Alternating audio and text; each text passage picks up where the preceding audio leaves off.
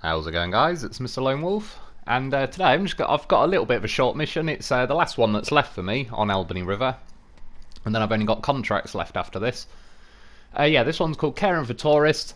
It's pretty simple, and you haven't really got to do much. Just drive to this location right on the left-hand side. You actually, in the end, it does make you follow that little track, like up the sort of a bit of a cliff edge and everything going on.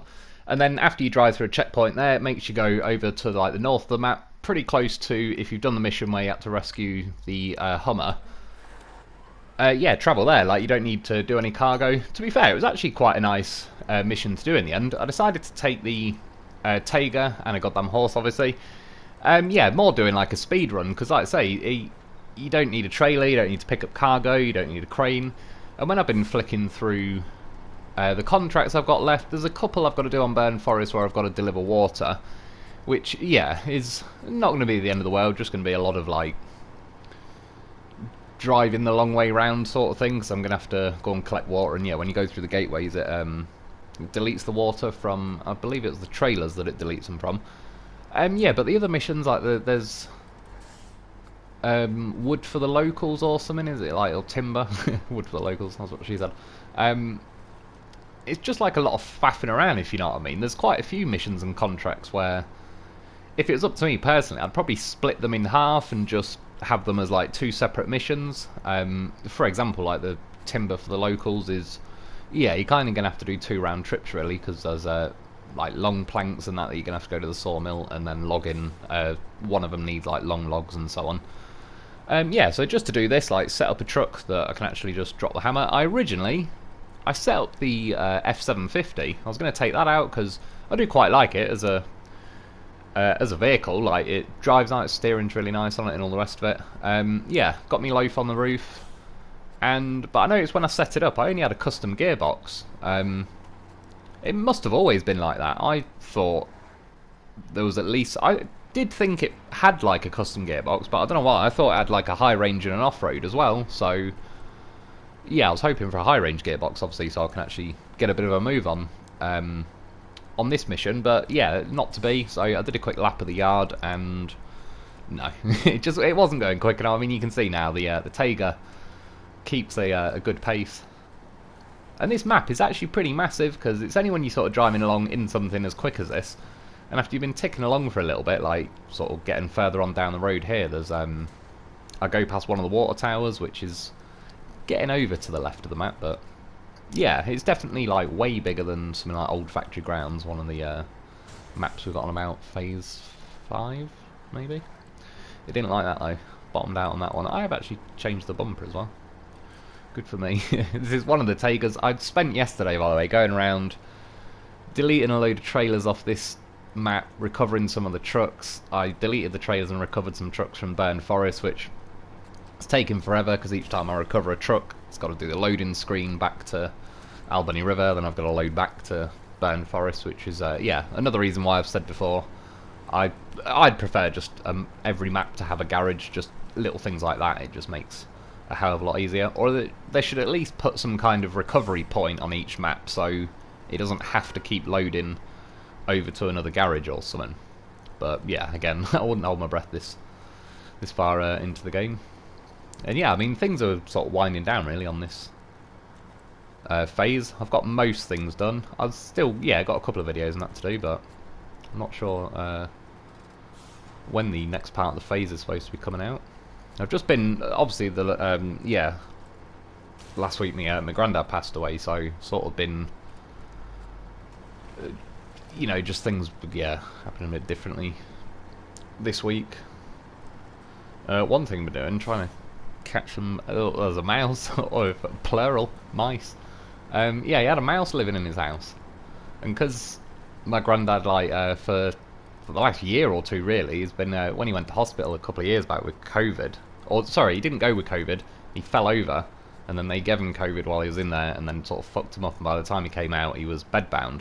So he's kind of mostly been living in the living room, and then he'd sometimes get into like a chair or a wheelchair and go into the other room, but his bedroom and everything just ended up being stacked with stuff to make way for like the hospital bed and all that. So yeah, he just had like his whole bedroom, not really anyone in there, nothing's going on, it's just all piled up. And Yeah, I'm not sure how long the mouse, or like I say mice, have been there. I don't think they've been there too long. Towards the end, like, we were around there a lot, just sitting with them and chatting away and that, and we'd leave the back door open, just let a bit of air in and everything, and yeah, they might have came in then, but it's funny, you got like a humane mouse trap, because we didn't really want to, you know, like, properly kill them if we can help it, because in the garden there's like bird feeders and all that, so they'd be all over that kind of stuff. Well, they are, yeah. I've seen what those rats out there. One rat, it was so fat, I thought its arse was a coconut, and I thought it was sat behind a coconut. And then no, it wasn't. It was the actual rat. It was like 4 or 5 times bigger than every other rat, and it didn't move the entire time. Just stuffed its face. Yeah, so I got a humane mouse trap. Put some cheese in there. It was having none of it for about 2 days, and then turns out from experimenting, they like peanut butter. So yeah, this mousetrap's like a tube that it sort of runs in, and then on the far end where you put the peanut butter, there's like a platform, kind of like a James Bond step on the floor, and a little platform moves, drops like the door at the other end that he goes in there, and then yeah, first mouse we got, bagged him. Second mouse ate everything. You get the peanut butter, you get the bloody cardboard it was on, gone to town. Annoyingly as well, they shat under the little platform that squidges down, so. But yeah, we got him. Released him into the garden, and I don't know, still got another. Put the trap back, yeah. I don't know if there is any more now, and I don't think they've been there silly long, because there was nothing to give away that they'd been there particularly long.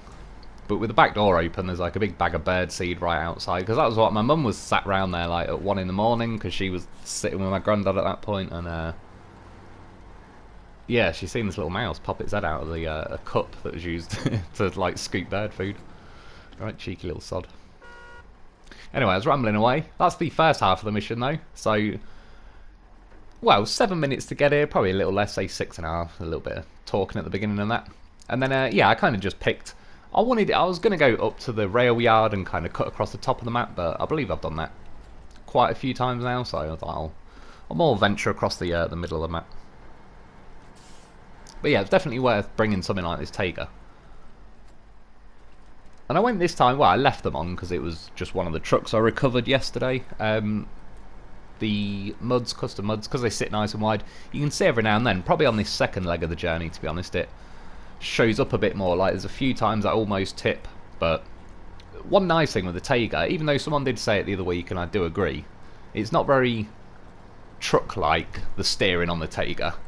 It's like very snappy and quick, but that's nice because if you ever do a bit of a fat drift and yeah, you need to kind of steer out a bit.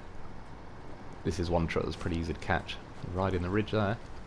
That's what she said. I don't know what happened. It like caught the axle or something and just kind of span my back end round on the it's like a mud ridge. Take a bit more of a beating as well on the second part of dropping the hammer here. Again, hence the loaf just in case, because if I smash my suspension now.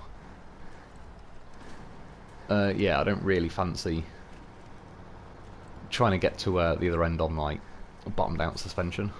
Took a fat bit of engine damage there as well. But you can see though, the Tayga's absolutely flying. Like by comparison, if I was just going to do this mission with something, even like with the advanced special gearbox, and again I was going to use the F750, but the custom gearbox, it's not horrible or anything, I just knew for this mission, top speed would make a pretty big difference. I reckon it'd probably be nearer, say, 15 minutes to drive there with the Derry. And I'm not hating on that Derry. Like, there's aspects of that Derry, by the way. It's the slowness I don't like on it. I think it is underpowered as well, but I'll also say, relatively speaking, it's like a big, fat, hefty truck. So yeah, I don't think it'll have any issues like pulling trailers and all that. It's just, yeah, for me, it's the overall top speed. It'd be interesting for me if they added like a high-range gearbox to it or something. But yeah, this Tayga is like a little rally truck. It's funny as well because you can then work out like which bits of the map you can see. I mean, I've been stuck in high gear, or not stuck, but in high gear like the whole way. I did test nearer the beginning of the video when I was kind of running along the south of the map. There was a road, and I put it into auto, and it was keeping me in 4th gear out of 8 gears, even along a road. So that just shows you like how messed up whatever the hell they're doing to like cock block the gearboxes. But here's a good example. Going through this puddle, it completely slowed me down, but it did give me the option to stay in high. It didn't actually stall me, and I noticed that sometimes it's a bit hit and miss, but I've got the custom muds on at the minute, and I sometimes find they actually have enough lack of grip in certain areas like that in mud, which is odd for mud tyres, that when, say, you splash into that mud and the wheel starts spinning, if you've got enough grip, your tyres are basically going to bog down, and because the game's got some like artificial speed limit, it's not going to let you go faster than it is going to through those sections. If you've got enough grip, it'll bog down and then kick you out of like the high gear because it'll start stalling. But if you've lacking a bit of grip, it actually wheel spins just enough that it'll stay in gear, keep feeding the power, and it'll wheel spin more. And it's not, strictly speaking, it's not like the most efficient way. Back there, it would have been more sensible or whatever to just drop it into auto. But I was, leaving it in high just to sort of test it out, because quite a lot of vehicles will then just, some of them as well, can just wheel spin and they'll start chewing mud, flicking that up, but your truck's actually not moving anywhere. Whereas, yeah, with these custom muds, because I find these kind of like sit on the top of the mud a bit and they can't sort of slowly wade their way through. Whereas I find with the chained, they cut through and like you bite in and get more grip. Most often, again, when I was testing the tyres, that's what I sort of got with the chained.